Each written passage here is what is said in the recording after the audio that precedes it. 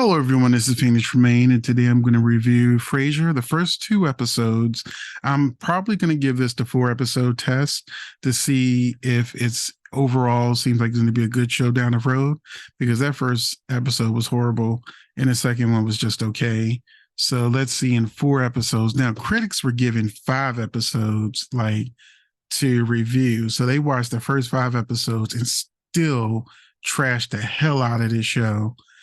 Before we get started, please hit that like button. Please subscribe, hit that bell notification so you know whenever I upload a review. I'm currently reviewing Found, The Irrational, all of the soaps.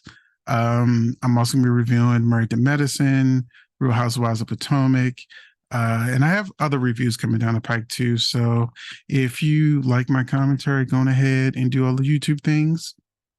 But I'm going to get to this Frasier series. And basically, Kelsey Grammer heard the blues are calling and he answered the phone, burning them scrambled eggs. Yeah, this is crap. But I had a hint that it was going to be crap because I saw the reviews. Now, because I didn't want the reviews to affect my decision making while watching it, I just read the headlines, and the headlines let me know to lower my expectations because I was about to not have a good time. And we're going to begin with the New York Times. The New York Times said, Frasier returns, tossed, scrambled, and excruciating. CNN, Frasier re-enters the building in a new venue, but he's following the same old script. USA Today, Kelsey Grammer leads a new cast in embarrassingly bad revival. Rolling Stone, Frasier is an unfunny, uninspired dud. The Hollywood Reporter, Kelsey Grammer stranded in Paramount Plus's pointless revival. Time, the Frasier revival serves up wilted salads and expired eggs. Esquire, Frasier should be better than this. Instead of hanging out with Niles and Martin, we have chatterbox speaking characters that feel like they tumbled out of a failed How I Met Your Father spinoff. TV Line, fans might hear the blues calling after seeing this revival. So without reading any of the reviews, just headlines, I lowered my expectation and wanted to watch the first 2 episodes, which had became available to review on, Paramount Plus.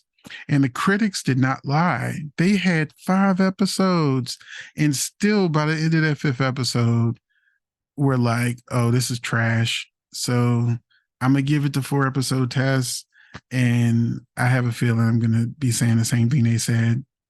The first episode was really hard to get through, but there's still hope for Frasier fans. The second episode actually made me laugh twice.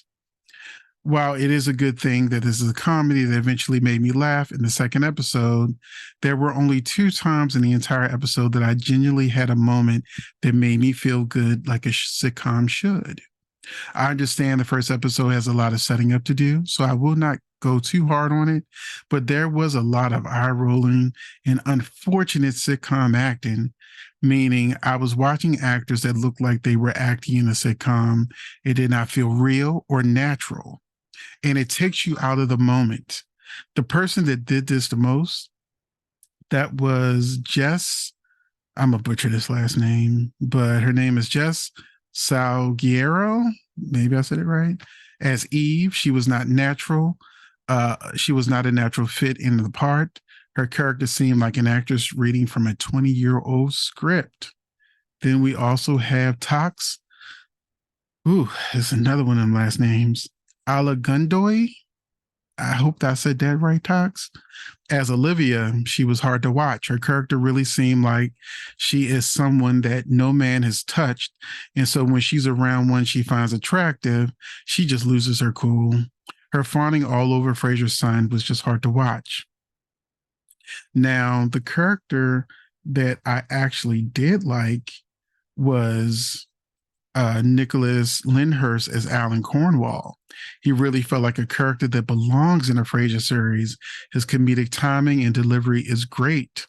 I also liked Frasier, but not as much as I did in the original show. I did not like him at all in the first episode, but I did like him in the second episode.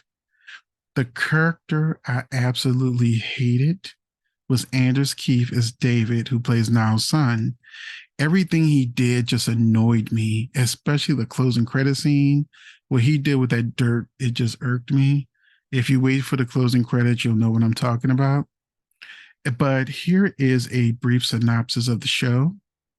The way the original series ended was Fraiser passing up a chance to have a TV show to pursue his new love, Charlotte, played by Laura Linney.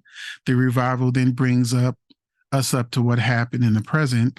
Him and Charlotte did not work out, so he went into television and was very successful. He is now retiring and heading to Paris.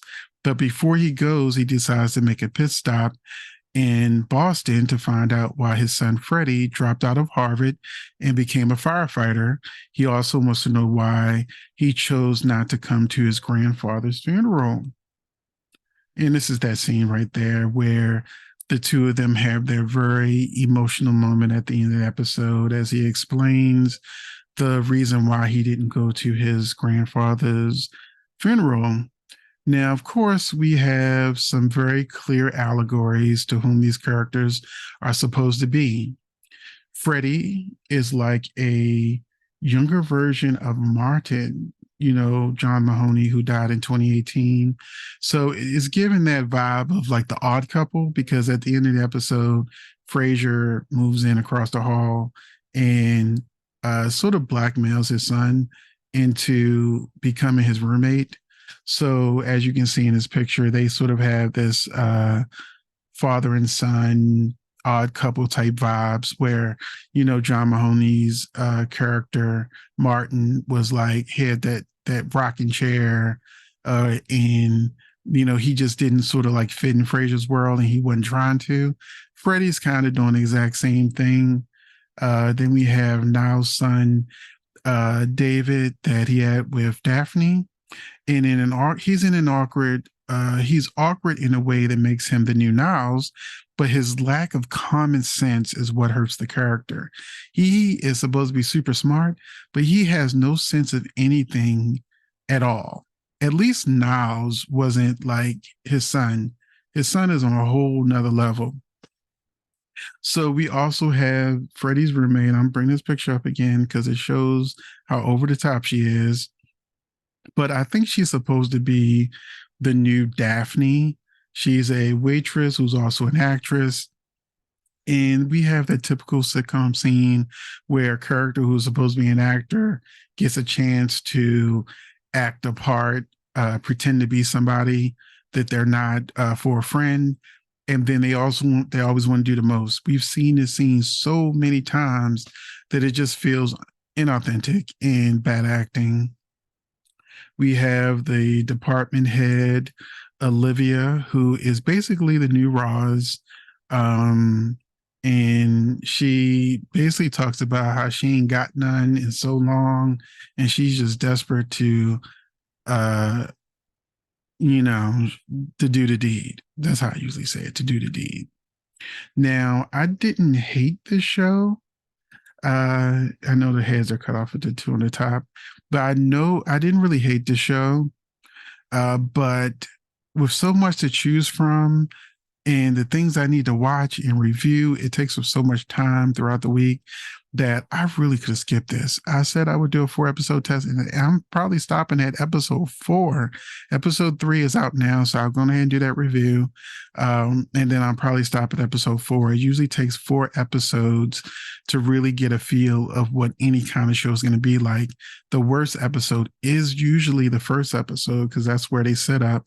But as the cast begins to gel and get to know each other and develop chemistry, if it's just not naturally there, by the 4th episode, it's going to be what's going to be. That's it. Unless they get new showrunners and things like that. By the 4th episode, it is what it is. So I'm also doing 4-episode tests on a show called Found on NBC/Peacock and The Irrational, which is also on NBC/Peacock and Hulu because I have both. And Found is an amazing show. I really love it. The Irrational is an okay show that I'm starting to like. And I have more shows I want to do. I really, and I'm gonna make this recommendation. I haven't done a review yet. The Fall of the House of Usher on Netflix. I can't tell you how great that show is. That show is amazing. The acting is amazing. The cinematography is amazing. It's perfect for Halloween. You know, it's not too scary for the people that aren't scared easily. You know, I'm sorry, it's not too scary for the people scared easily, and it's just gory enough for the fans who are like, you know, yeah, that's what I'm looking for. That's what I want. But it's the acting. It's based on Edgar Allan Poe poems, and I'm from Baltimore, which is where Edgar Allan Poe was born. And it's from. Oh, let me stop. I'll save that for the Full House Option review. But every time I get to talk about that show, man, that show was amazing. So, but this is Frasier. It's mediocre. And I appreciate you listening to me go on and on about this show. Let me know in the comment section if you're going to watch it, or have you watched it? Did you enjoy it? Or did you kind of get the same vibes that I got? Thanks for watching, and I will see you in the next video.